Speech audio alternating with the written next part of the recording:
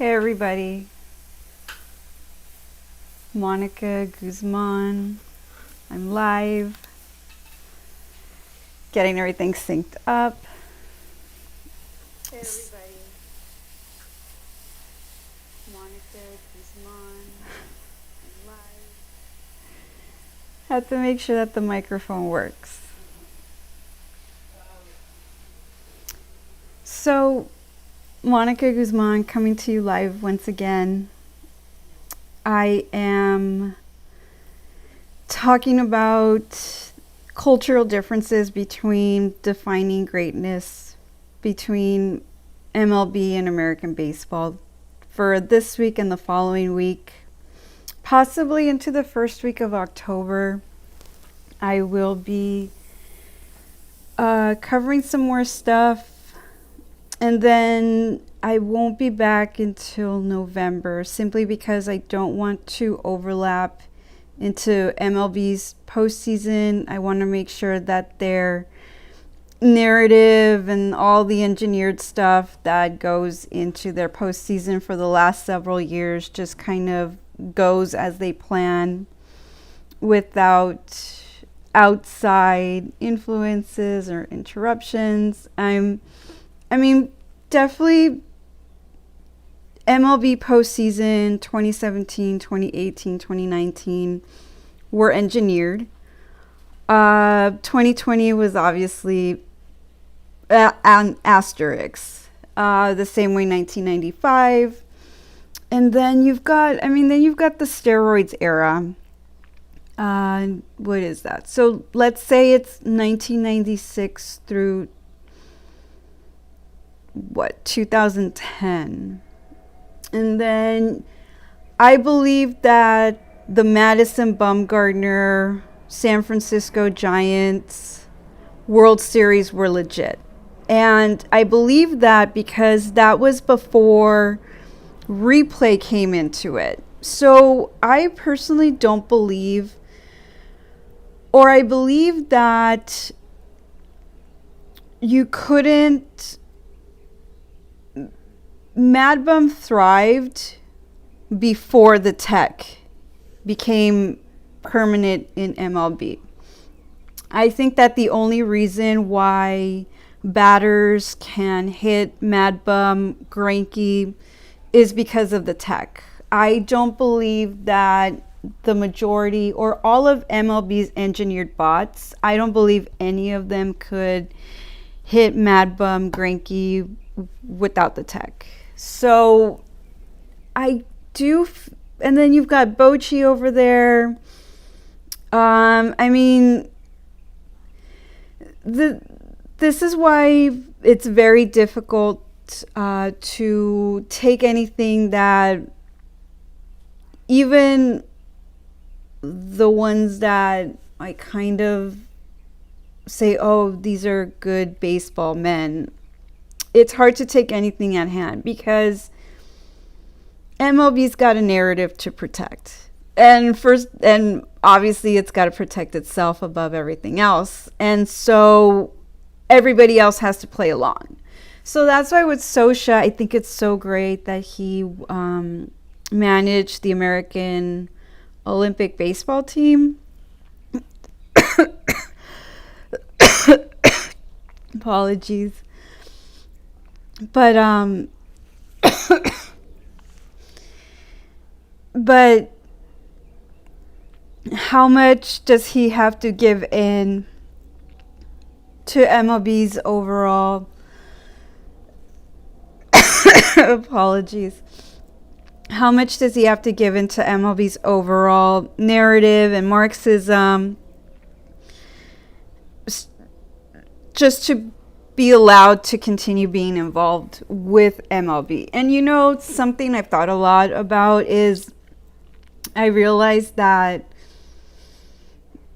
the Olympic team doesn't even have to come from any MLB affiliated stuff. Like, if we found a bunch of great baseball players that aren't affiliated with MLB and we just take them to the tryout, they can play, right? Or is this not about taking the best amateur players anymore? Like, And that goes for everything else. Like,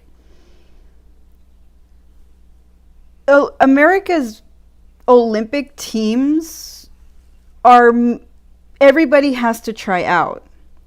So if you're not happy being represented with pot smoking amateur athletes who lose to Jamaica or whatever that was, you gather your athletes and you take them to the tryouts. And if they're better than whatever's engineered, then your flag back turners or whatever.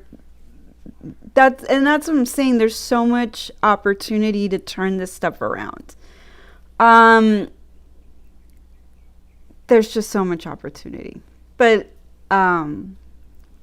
something to consider for future stuff. And so like even Bochy came out at one point before he retired. He's like, oh, we used elements of analytics during San Francisco's run. And I mean, I understand that, but Bochy's a baseball man. I'm sure to this day he's a baseball man. But because he's affiliated with MLB, he obviously has to participate in the narrative, and he has to come out and give them credibility or whatever else. And so, but I lived through the pain of watching San Francisco win. I don't remember 2010, but I do remember 2012. And I remember 2014. At that time, I was still all in with what used to be the LA Dodgers. I remember that game. I still haven't gone back to verify, but I remember that game when Mad Bum got the text message from his dad in the 9th inning or right before the 9th inning, and he went back out. I was like, they're going to fucking win again. And so I don't remember if that was the game that got them into the World Series or if that was a game in the World Series. But at that time, Mad Bum was the arch enemy for Dodger fans, and obviously we were all on Kershaw's bandwagon, and Kershaw, that was when the who's better, Kershaw or Mad Bum debate. Obviously Mad Bum won, but as an LA Dodger fan at that time, that's not something you were going to admit.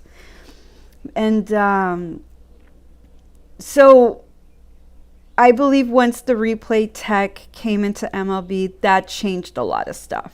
That allows mediocrity to play. I'm not watching games, so I don't know where they're at with the iPads in game. Are they still going to the video rooms and doing all that stuff? I mean, it's tough. It's tough not to root for some guys. Like, but at the same time, it makes sense not to root for some guys based on all the information that I have anyway, because it just means that they were never baseball players. You know, JD Martinez is absolutely someone I wanted to root for, but he's not a baseball player. Like, he's engineered. And so a lot of hard truths, but at the same time, a lot of room for opportunity. Tons of room for opportunity to actually find baseball players and revive American baseball. So it is what it is. But I definitely, Mad Bum Greinke, David John, those are still my baseball players, or baseball players that I will support. So today I'm talking about pitching, and some of you guys are like this. I think above average people, high IQ people are like this. You're thinking all the way till the camera goes on, or you're thinking all the way till you go live, or you're thinking all the way until you turn in whatever you're turning in, right? Like writers, your work is never done. It could always be better. And it's tough. It's tough. It's tough because you don't, especially when you don't know what the person on the other end is expecting, so you're not sure. It's like, okay, is this what they're expecting? In my case, usually it's above average, but that's what I'm saying. Everybody gets criticized. Everybody gets criticized, okay? It's just life.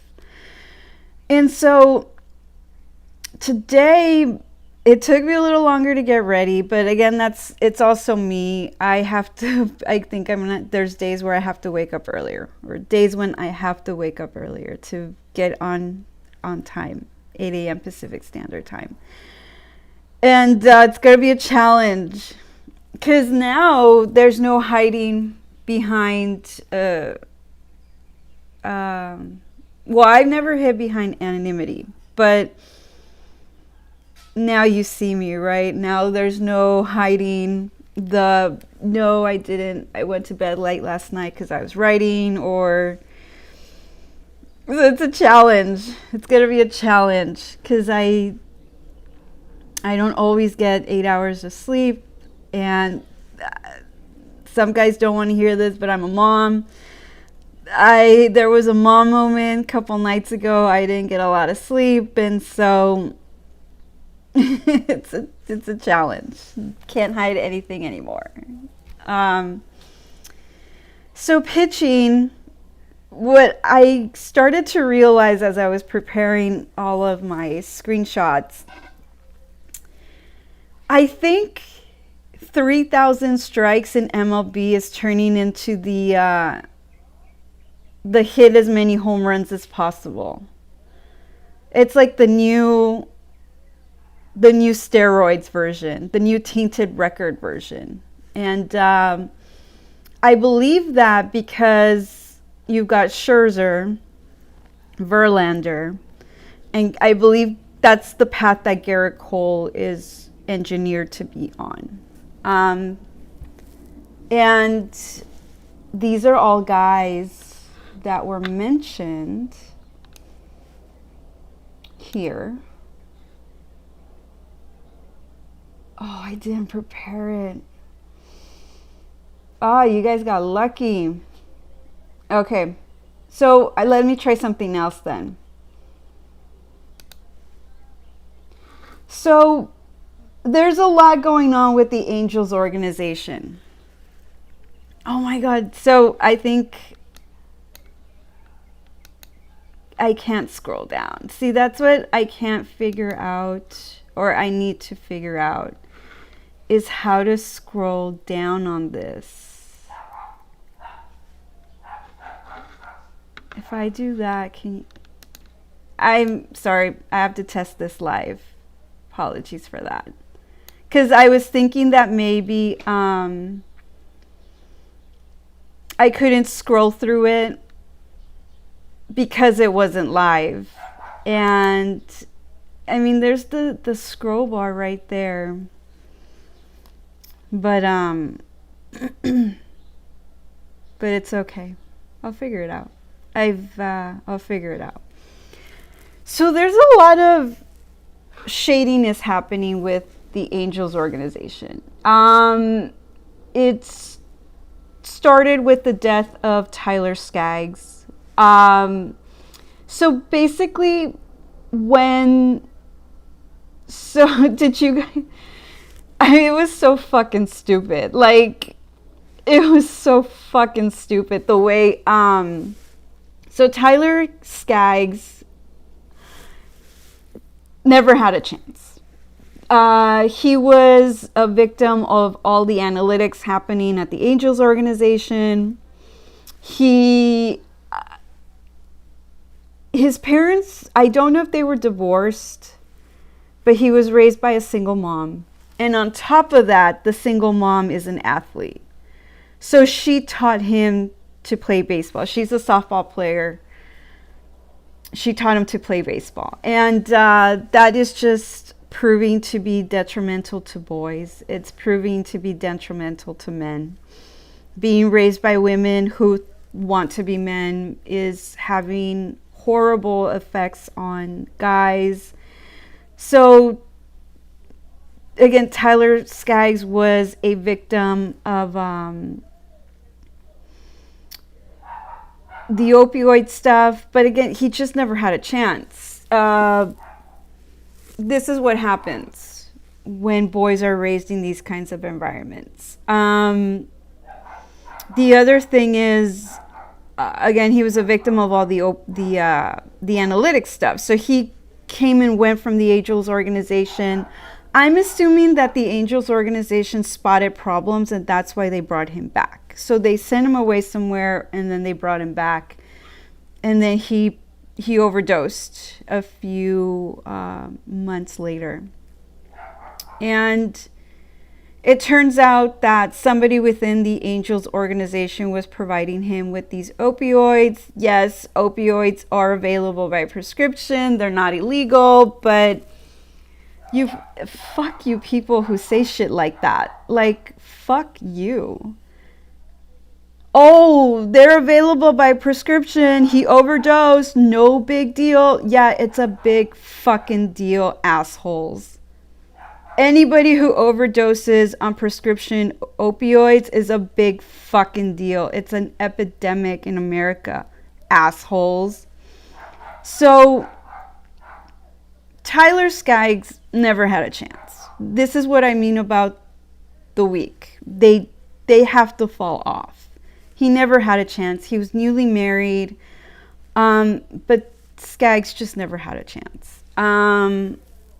He's resting in peace. We should be happy. We should be happy for him that he's finally resting in peace. That's the most merciful thing at this point that could have happened.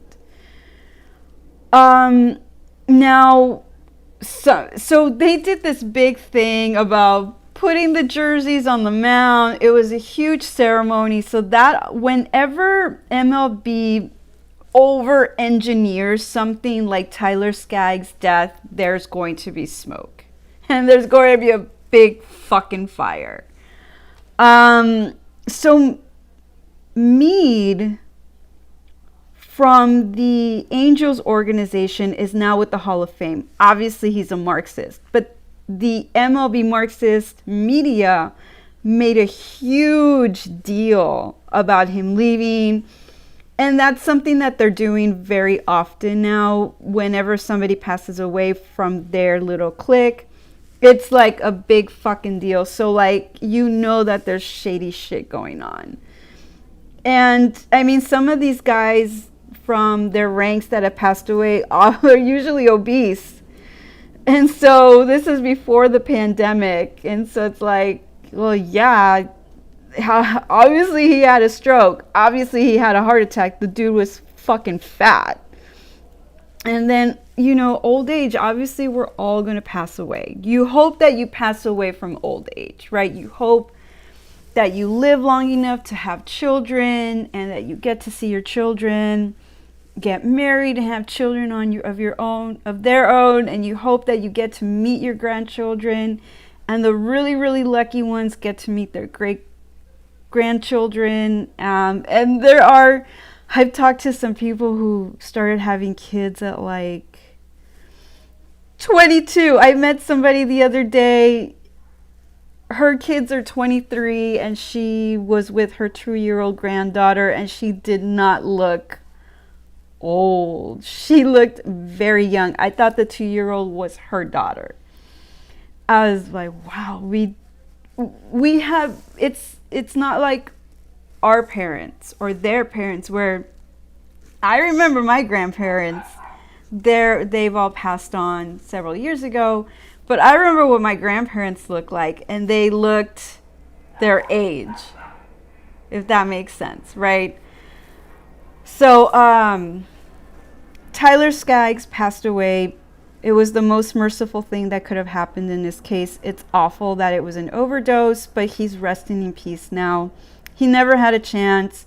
The way he was raised just set him up for what happened to him. Fuck you if you think it's okay that people can overdose on prescription drugs. Fuck you. You're not an American, obviously. And then Meade left the organization. He's with the Hall, so I think that's very suspicious, very sketchy. I do think he knows something about whether it's the Bubba Harkins stuff or whether it's the opioid stuff. I do think he knows what the fuck was going on with the questionable Angels organization.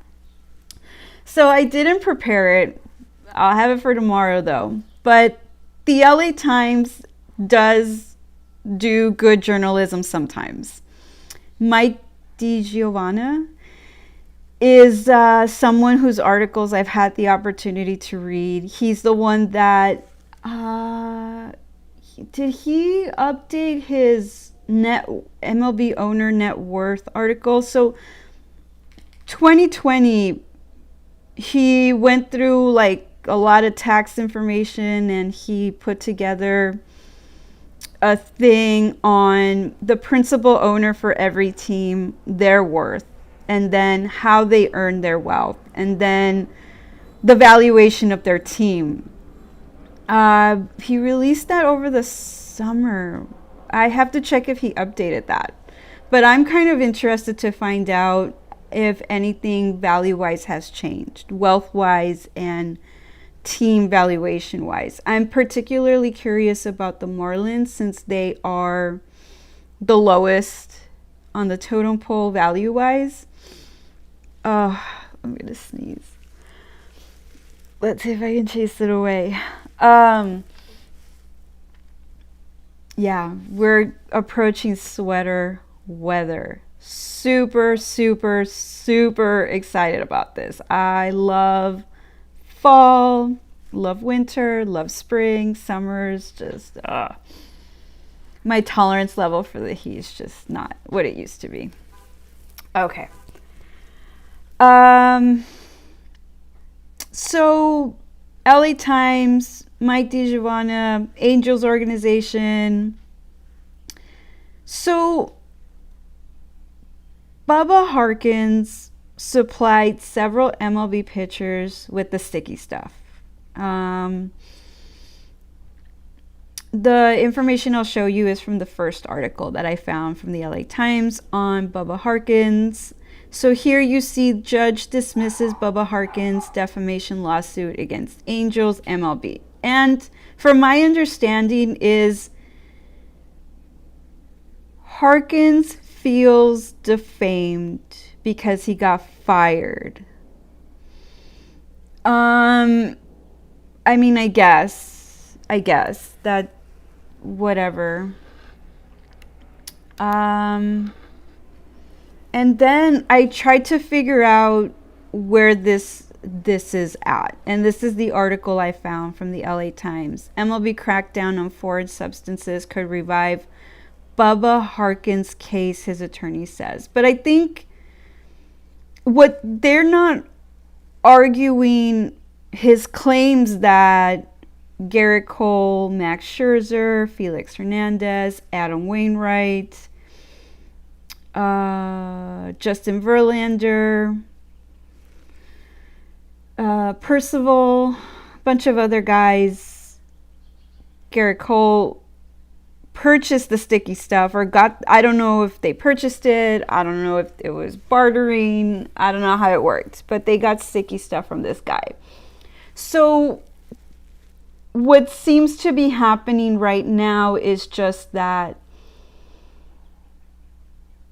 Bubba Harkins is somehow trying to save his reputation. I don't see any pushback that his claims that Garrett Cole,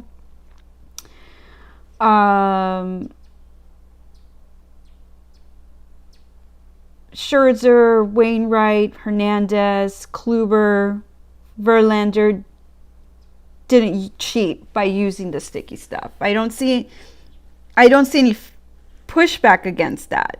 Harkins has the text message from Garrett Cole. So I guess, I don't know, I guess it is what it is. But based on this information, I believe that 3,000 strikeouts is the new steroids, hit as many home runs as possible in MLB. Again, because I will end up showing you guys Scherzer's career's progression, but it's shady. I think 3,000 strikeouts is the new hit as many home runs as you can. Just again, they're just compiling, right? Verlander, Scherzer, Cole, they're just compiling. They don't pitch complete games. They throw as hard as possible. So they can't compile wins. They can't compile shutouts. They can't compile complete games. But what they can compile are strikeouts. And so, I was getting ready and I forgot to put that one together. So I'll have that ready for tomorrow. And I can expand on my observations of Scherzer, Verlander, and Cole. So let me remind you of the color code key before we jump into the pitching. All-time professional baseball top 20 leaders in categories that matter. None of this analytics nonsense. None of this strikeouts are good. Base clogging is good. None of that. I don't give a shit if he strikes out this at bat and then the following at bat he hits a home run. That's not the standard that was set by American baseball.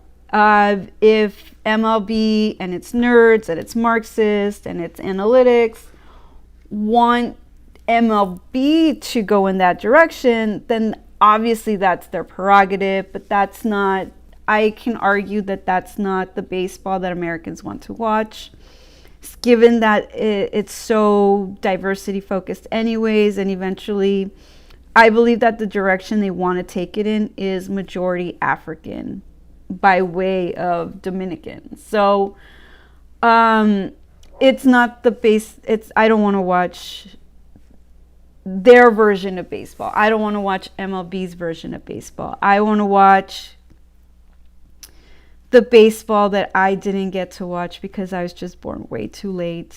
I want to watch the baseball that Cap Anson played, Ty Cobb, Honus Wagner, Walter Johnson, Christy Mathewson, Cy Young. I want to watch the baseball where it's up to the batter to outsmart the pitcher, and it's up to the pitcher to outsmart the batter. I don't give a shit. You know, something that I put together, and I will, maybe the first week of October, I'll show that. I put together something on the progression of the LA Dodgers front office. I feel like Peter O'Malley was good for the Dodgers up until the end where he sold it to a corporation, and then it was just downhill from there for baseball, for MLB and for baseball in some ways. And you know, Peter O'Malley sounds Irish to me. I'm not sure if he is. You know, it's always disappointing to watch men cop out. Like, yes, my expectations for men are very high. I expect you guys, you don't have to be the alpha-ist of the alphas out there. I know that every man can't be Clint Eastwood. I know every man can't be obviously Babe Ruth. Every man can't be Cy Young. Every man can't be Honus Wagner or Ty Cobb. I know that. But don't be fucking wimps either. Don't sell out. I mean, Jordan,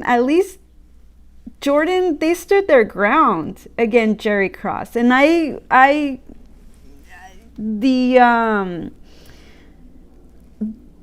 The way they picked on him on a personal level was a little bit hard to watch. But they stood their ground against Krause's pets. And that, I never saw that fight in any LA Dodgers. Clayton Kershaw, happy to kneel. Happy to say, oh, wins don't matter. Okay, Kershaw. I never heard Mad Bum say that shit. And I never saw Mad Bum kneel. Please, I hope Mad Bum didn't kneel. I never saw Greinke kneel either. I wouldn't be surprised if Greinke kneeled, but I hope he didn't kneel either. I don't remember if I saw David John kneel, but I think he's a good teammate. But, and then he's so quiet, right? God, I wonder the stuff that David John would say if he did talk more. Gosh, I hope you're not Marxist. I hope you're not Marxist. But okay, way off on a tangent. Let me reel my way back. So let's just go back to professional top 20 leaders. This is your color code key. To make this distinction between the two cultures, when integration started, you'll see that I used mostly blue hues so that you can visually separate it from from American baseball, which I attempted to use mostly golden hues. So let's start with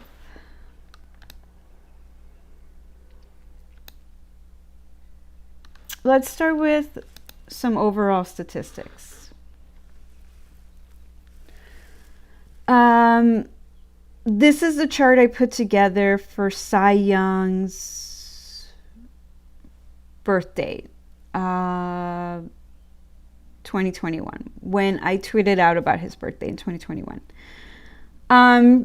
So the top two players here are Walter Johnson, Christy Mathewson, in that order. And the reason why I remember is because Walter Johnson started 666 games, and that is a number I wish I could fudge, but unfortunately I can't. So that's Walter Johnson on top, followed by Christy Mathewson. And then you've got Cy Young. He's not shaded. So you can see the number of seasons each baseball player played. 21, 17, 22. Each one garnered a World Series win. They have at least 5 titles. They're in at least 5 top 20 categories. And then you see the enormous amounts of games that they played, followed by the number of games started. So I contend that the save is a Jewish statistic. That's why when it comes to Smoltz, I don't have an opinion about his career yet. I know that they sell him as he was a great starter and look at what he did as a closer. And in Smoltz's case, I understand. I did watch the clip where he talked about his arm, and I was like, wow, I'm glad he shared that. I didn't. So some people have, okay, so we all have something that keeps the shoulder joint area in place. So if I do this, my shoulder bone doesn't fall out of its socket, right? But apparently some people don't have enough. So if you go like this, your arms, your bone socket, your bone falls out of the socket, and I guess Smoltz had that. But that's still really interesting that he figured out how to pitch through it for several seasons. um, he figured it out, and then he couldn't. It caught up to him, right? So he had his Tommy John surgery. Part of the way that he rehabilitated was by becoming a relief pitcher, but he became the closer essentially, right? And there's always room for the exception to the rule, and I give that to Smoltz. However, everything always, you give them an inch, they take a mile, right? So now now everybody's a closer, now everybody's a relief pitcher, nobody pitches complete games anymore, everyone's engineered, everyone's compiling. It just was Smoltz the start, was Smoltz the precedent set for all this pitching nonsense happening? I don't know. But Smoltz was with the Braves during the Stan Kasten era. So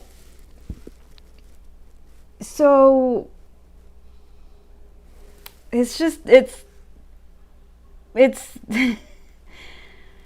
it's tough to say some of these things because I know that I'm not saying that people's feelings are going to get hurt, but when you dissect someone's career and they're still alive, it's difficult for some people. And so I will leave that for later. So, oh, shoot. Do I have these categories? I have these categories backwards. So, Walter Johnson played... Oh, I have an error on my chart. Walter Johnson started... That's what it is. Started 666 games, but he played in 802. Christy Mathewson started 551 games. He played in 633. But I have the Cy Young one correct. He started 15 games and played in 906. So sometimes they had to come in. They had to come in to finish up a game. Oh, so I have those backwards. Sorry about that. Nonetheless, wins 417, 373, 511. Innings pitched in the thousands. Walter Johnson pitched almost 6,000. Christy Mathewson approached 5,000. And then you've got Cy Young with 7,356. Walter Johnson struck out 3,508. Christy Mathewson 2,502. Cy Young 2,803. And keep in mind, Walter Johnson's achievement is impressive at a time when guys weren't striking out. Babe Ruth struck out, I believe, 1,331 times. But for Walter Johnson to strike out that many is very impressive, especially at a time when they weren't compiling. And then you've got, look at these ERAs, 2.17, 2.13, 2.63. Shutouts, Walter Johnson, 110, followed by 79, 76. So you can try to counter-argue some stuff, but I will always win because I've got the statistics from Walter Johnson, Christy Mathewson, and Cy Young. So everybody else is just playing for second place. And your goal should be to reach these statistics, not the mediocrity that gets sold by MLB. That's just ridiculous. So let's go ahead and start moving into the categories. Let me show them to you. Let's start with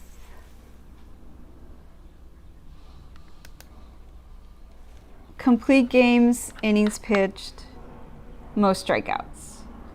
So you'll notice that the only steroid user in the pitching categories is Roger Clemens. I think it's sad.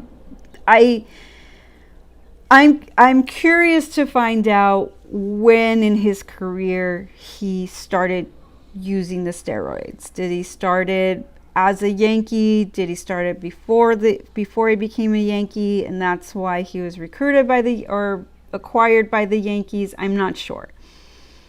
And that is not me making excuse for Roger Clemens, but it is tragic that such a amazing career will not be recognized because of a choice that he made. I mean, so Roger Clemens steroids, got it from Brian McNamee. I don't remember who that is. But he wasn't the only one. So Clemens and Pettit got it from the same dude. It's tragic, but that should be a lesson to the young. You can destroy an amazing career. And then I've got CC Sabathia down as a compiler. So let's start with innings pitched. So innings pitched is the pitching, the pitching equivalent to batting at bats. That's how I get context into this. It's because you'll see on the ERA, there's some wonderful ERAs in that top 20 column, but they didn't pitch that many innings in some cases. And so obviously you balance it all out. Innings pitched is how we gain context. And why did I even put this together? So I was trying to figure out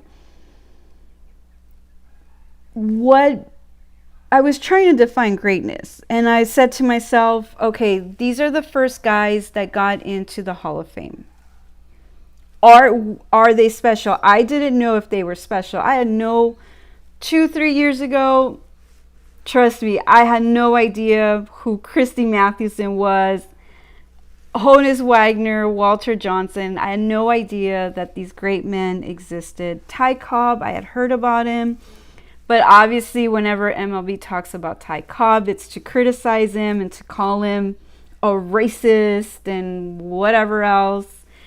I had no idea who Cap Anson was. Obviously, I knew Babe Ruth, but I had no idea of the magnitude of Babe Ruth's greatness.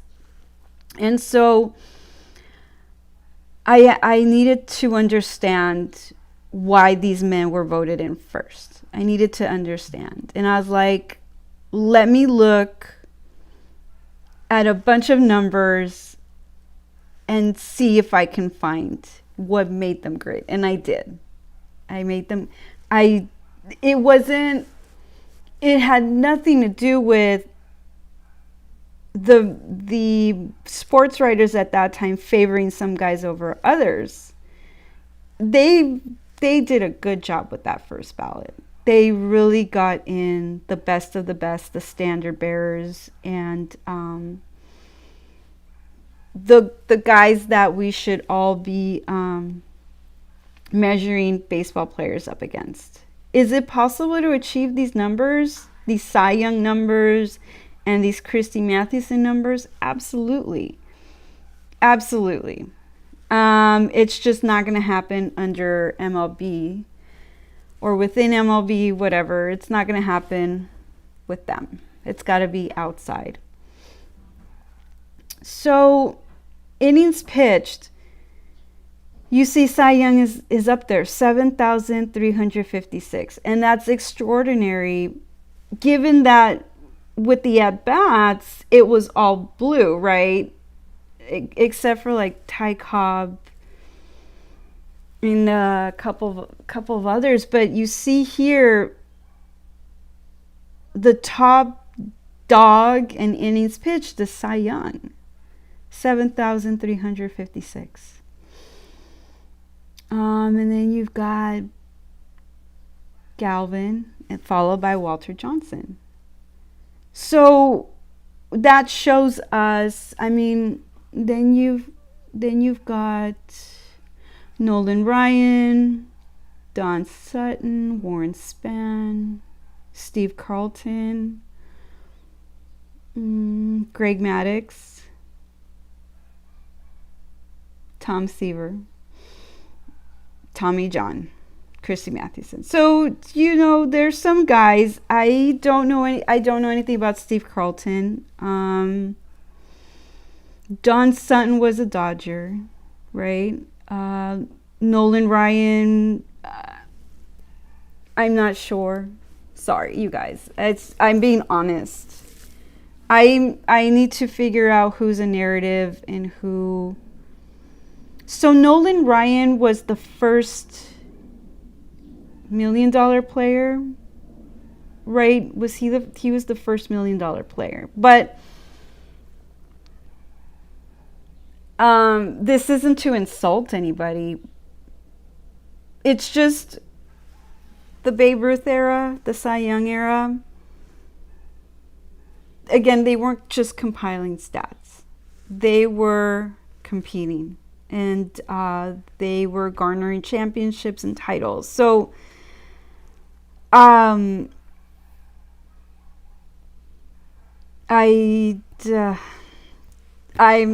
not trying to insult anybody. It's just different standards, right? They're just different standards. I lean toward the American baseball standard as opposed to the MLB standard. And I'm not going to apologize for that. So, my observations, my opinions, my judgments. Okay, so innings pitched. Let's go over to complete games. And Cy Young was a farmer. I feel like Mad Bum, given that he's a rodeo badass, given that he does, I don't know if it's farming or ranching, but given that he does all that, Mad Bum is sturdy enough to have more success than he's currently having.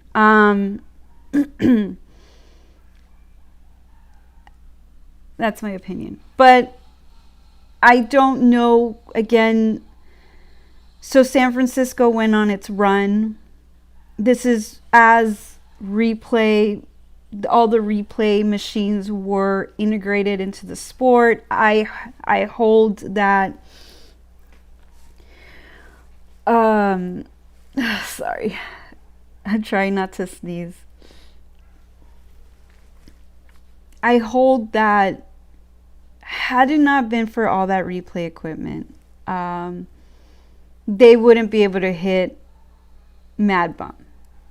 Because Mad Bum is basically like Randy Johnson and Walter Johnson, and we see what Walter Johnson did.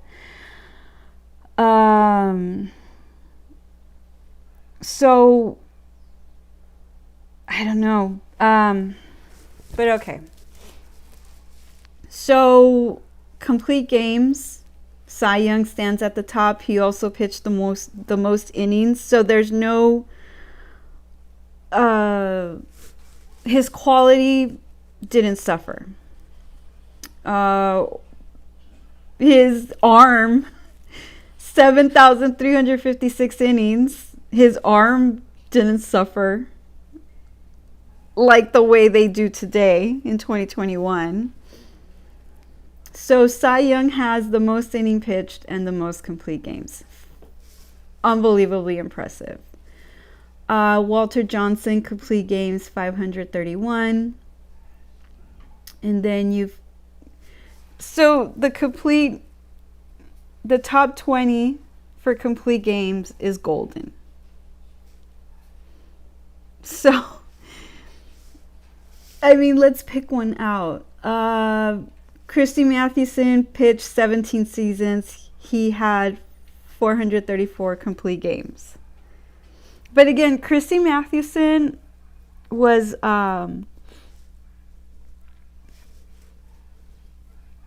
different from the others. He wasn't a farmer. He was definitely by far the most intellectual. So he's a little different. A little different. Who's another one that we can pick out? I'm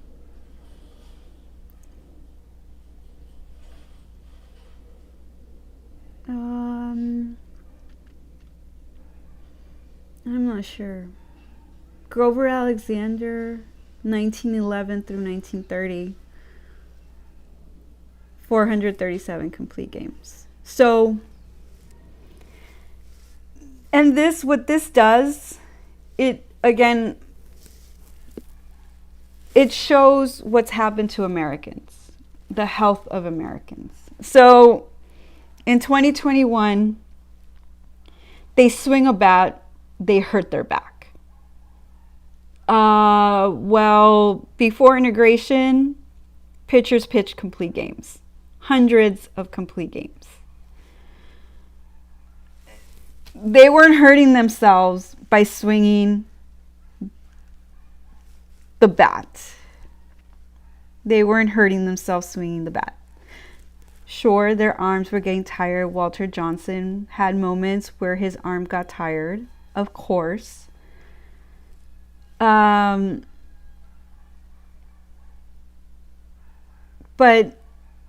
American baseball shows us the nerdification of America and the weakening of the American male. And I understand, your nerds who grift on the right, they have very serious health issues, so much that they have to smoke pot. Therefore, they were part of the group making threats that if Trump was anti-pot, they would shift their support other places. Scott Adams. It's not our fault that you got dealt bad health cards. And then the other one's the same thing. Poor health, nerd, Jewish. That's why the American right is in the state that it is. We don't have men leading us. We'll see if we can change that in my lifetime. So we'll see. So let's go over to strikeouts. So Nolan Ryan, 5,000. Is that 5,714? Randy Johnson. I personally have more faith in what Randy Johnson did than what Nolan Ryan did. I know that Randy Johnson wasn't compiling. He as Smoltz describes him, was a freak of nature. And I don't remember when Randy Johnson, when him and Curt Schilling won in Arizona, I don't have vivid memories of that. But I think Randy Johnson's the real deal. Now he had several injuries, and I wonder if his doctors, because he gives a lot of credit to his doctors for putting him back together. Did any of his doctors ever say, "Hey man, stop"? Because if you compare, there's a tweet out there that has Randy Johnson and Walter Johnson side by side, and they're very similar in their delivery. And what I noticed was Walter Johnson seemed to pitch more upright. I haven't watched that video in a minute, so I believe there was an obvious difference in their pitching delivery. And when I watched that, I realized why Randy Johnson had so many injuries. And I wonder if his doctors ever said, you've got to change the way you're delivering the pitch. Because to me, it seems like that was the deal. Like I don't want to use the wrong word, but the most Mad Bum's pitching delivery, oh my god, like alpha on the mound. Like he gets this awesome wingspan and he makes a face, and then that's just art in motion. I just, as opposed to the ballet kick pirouette thing that some of the other guys just like, okay, you're gonna sashay off the mound, but okay, whatever. And then you've got Roger Clemens in there, Steve Carlton. I believe I need to find out more about Steve Carlton because I believe politically I lean in the same direction as he does. Tom Seaver, obviously Walter Johnson. Oh, there's Pedro. So Pedro is in at least one top 20. Curt Schilling. Oh, this is strikeouts. See, that's what I'm saying. Like, strikeouts is the new steroids. Hit as many home runs as you can. I'm calling it right now. Pedro's in it. How many innings did Pedro pitch? 2,800. I'm right. I'm going to do a thing on that. Strikeouts is the new steroids, hit as many home runs as you can category. CC Sabathia's in there. Curt Schilling's in there, but Curt Schilling's also a postseason badass.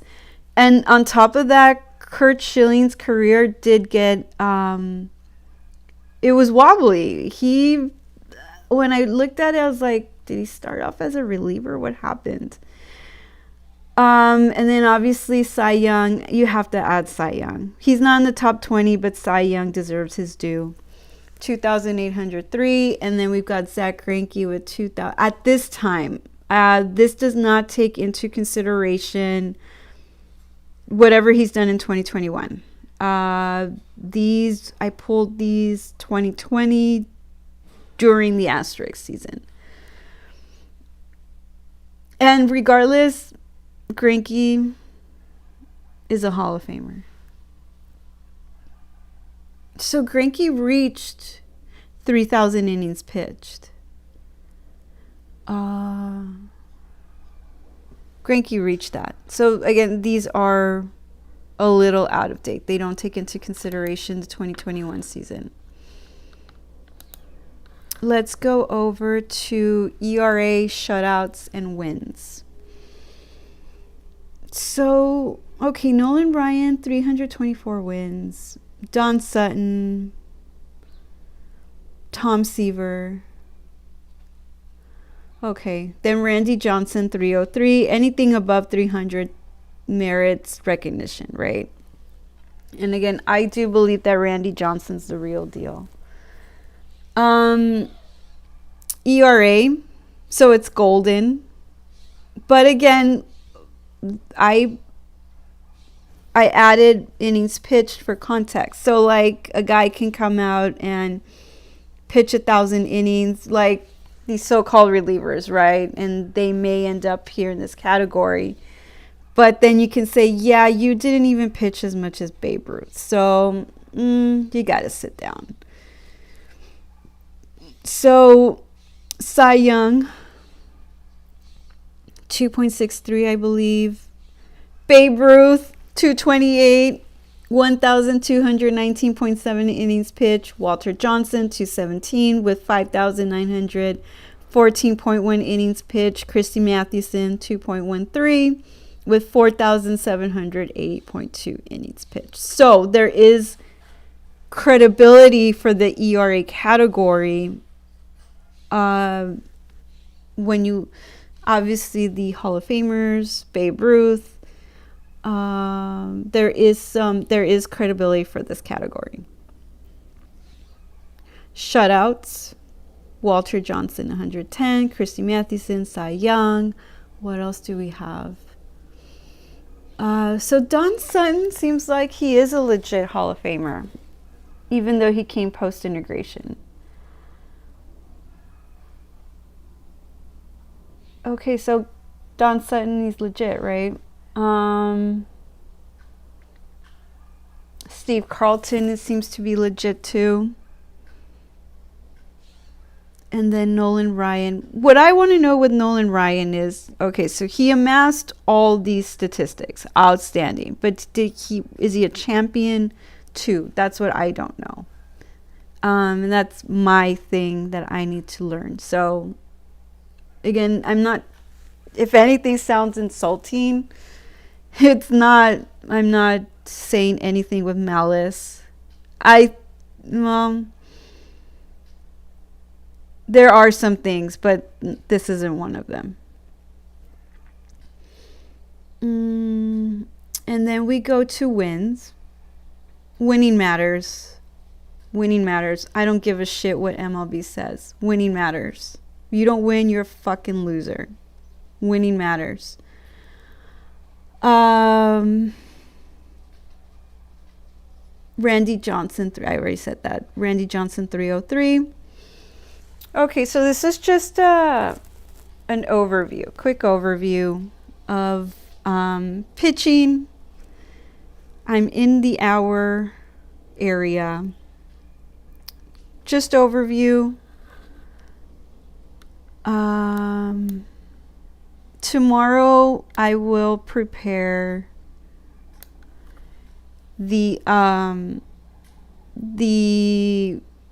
my proof that strikeouts, they figured out that strikeouts is the category that you can't compile. They figured it out. It's the new tainted category. They didn't use steroids, but they use sticky stuff. So my question is, for how long? So how many of Scherzer's strikeouts how many of Scherzer's strikeouts came while he was cheating? It's a fair question. It's a fair question. Same goes for Verlander. Because they were both with the Detroit Tigers, right? The Detroit Tigers is the AL. They visited Angel Stadium. Bubba was there. So how long did you guys cheat? It's a fair question. It's a fair question. Okay. So tomorrow I'm going to continue with pitching. And I hope you guys have a wonderful Thursday. I should be here tomorrow, 8 a.m. on time. It's up to me I have to get up earlier to get my routine down. And all I'm doing is taking a look at American baseball compared to MLB. Two different cultures, two different standards. You don't get to call yourself great if you're cheating. You don't get to call yourself great if you're compiling. You don't get to erase Babe Ruth, Ty Cobb, Walter Johnson, Honus Wagner, Cy Young. Who did I leave off on that one? Christy Mathewson. Just because they make you look bad. Or just because they're white. You don't get to erase them. They came before you. They earned our respect. But whatever, right? There's enough separation where there's an amicable split. It doesn't even have to be acknowledged. It can just happen organically. It could just happen organically. So it doesn't even have to be anything official. I contend that it's best to just split off. MLB can have its culture, and then Americans can have American baseball back. And I want American baseball.